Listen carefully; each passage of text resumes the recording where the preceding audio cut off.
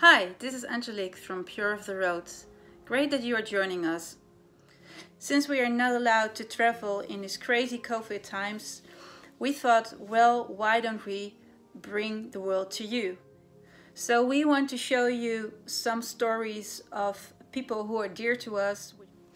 So the first video we want to share is about a family friend of mine, and she's called José Reining Timmerman.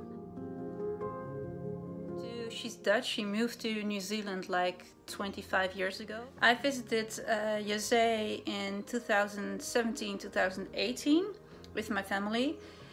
We stayed there for over a month, and she lives on the southern island of New Zealand in a small, cool town called Hokitika. It's always crowded, it's always a very nice atmosphere, and there are lots of things to do. And as you can see in our vlog, it's totally different now. Good morning.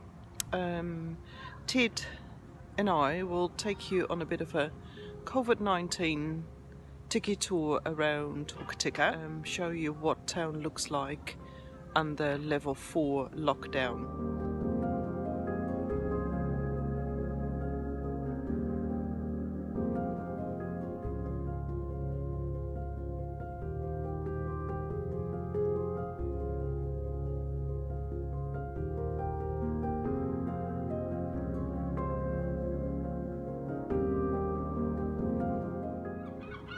So this is the town centre. This is the place we are on Insect Day, which is tomorrow.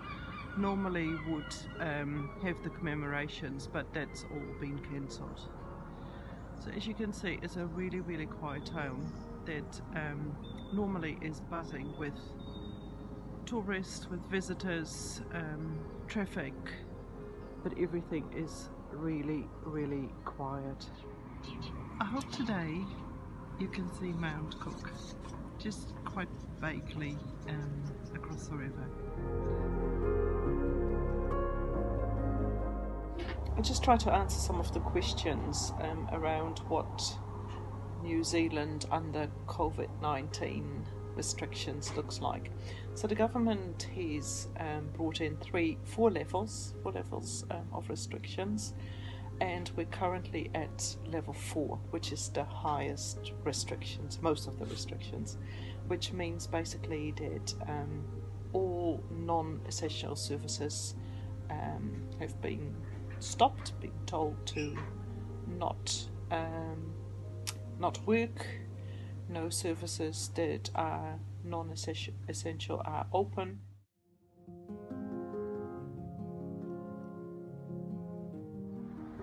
So this is town. All the shops, all the cafes, all the restaurants, everything is closed. Banks, post office, everything's closed. The only thing that's open is the supermarket. I would like to tell you a bit about how New Zealand and New Zealanders have coped with the COVID-19 level 4 restrictions. So this was announced 5 weeks ago, and we had 2 days to prepare ourselves to go into complete lockdown. We saw what had happened around the country, how bad things got in countries like Italy and Spain and China.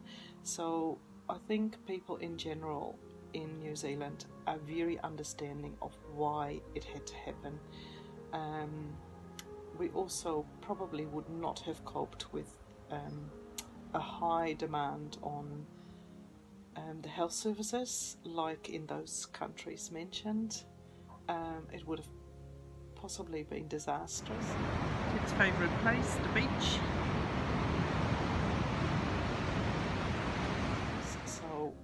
I think everybody has been really good, really understanding, really obeying the restrictions.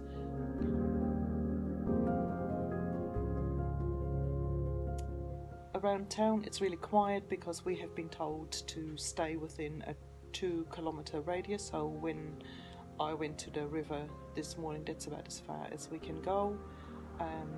Being home based, they've brought out this bubble thing, so everybody needs to be in their own bubble, which means that I work in health services.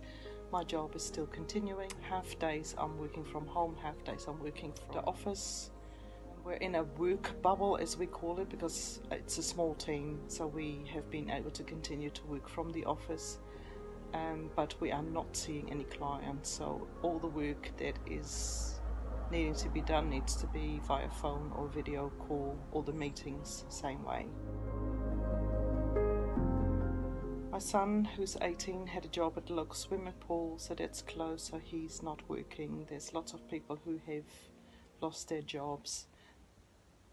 What has happened is going to have a huge impact on New Zealand as a country. What it means for me, the fact that I can't travel, is that I won't be able to go and see my mum this year back in Holland.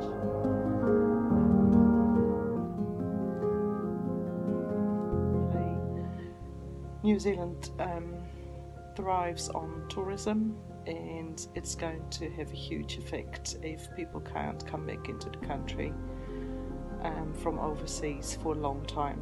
So lots of businesses will be closing.